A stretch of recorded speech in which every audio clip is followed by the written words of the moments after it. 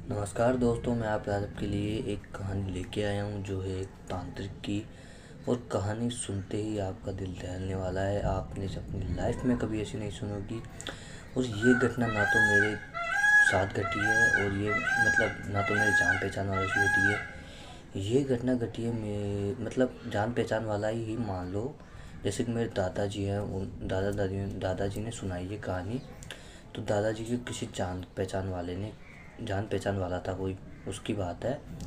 तो ये कहानी है एक दोबला नामक एक गांव था, वहाँ की है, राजस्थान में ही है ये गांव।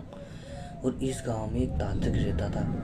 अब उस तांत्रिक ने क्या किया कि मान लो जैसे कि उस तांत्रिक ने ना तंत्र विद्या बहुत ज़्यादा जानता था वो। तंत्र विद्या आती हो ना, तंत्र विद्या जानता था।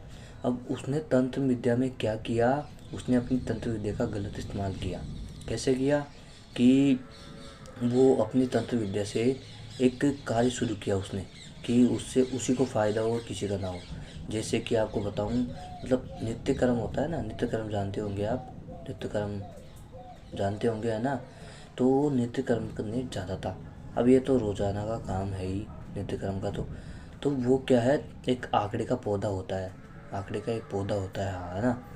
तो उस पौधे में 7 दिन तक अपन अगर 7 दिन तक उसमें अगर नित्य कर्म करने के बाद जो पानी बचता है ना थोड़ा बहुत, अगर वो अपन 7 दिन तक डाल देते हैं, तो उसके अंदर एक चुड़ैल बोल दो या साया बोल दो या बुरी आत्मा बोल दो या कुछ भी बोल दो, वो आ जाती है, ठीक है।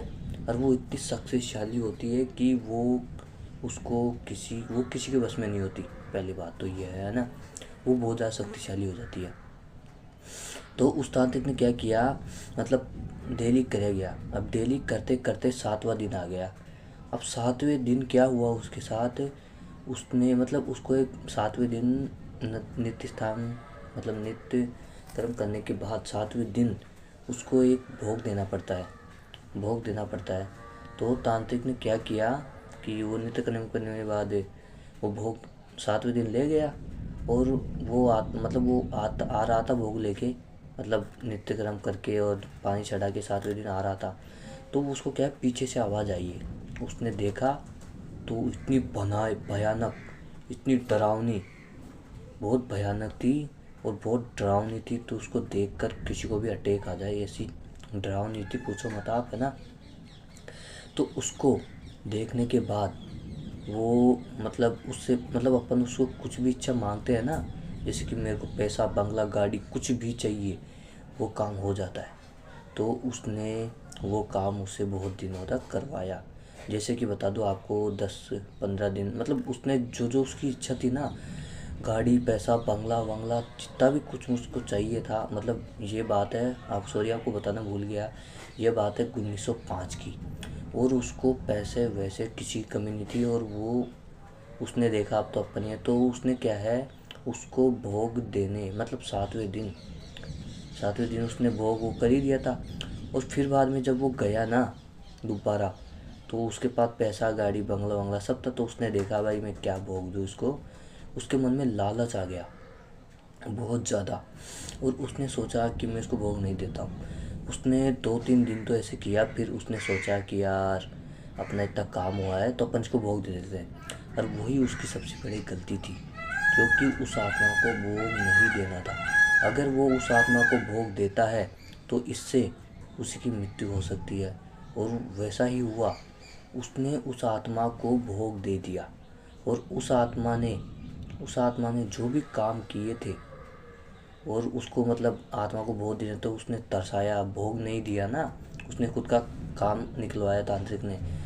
तो उसने क्या किया, आत्मा ने गुस्सा, गुस्सा तो हर किसी को आता है, गुस्सा आते ही उसने उस तांत्रिक को वहीं मार दिया।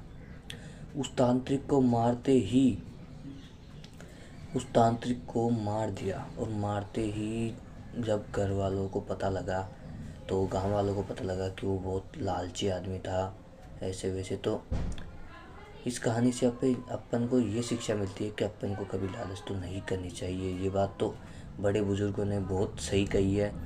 और उसने लालच किया, और फिर उसके परिवार वाले घर छोड़कर चले गए।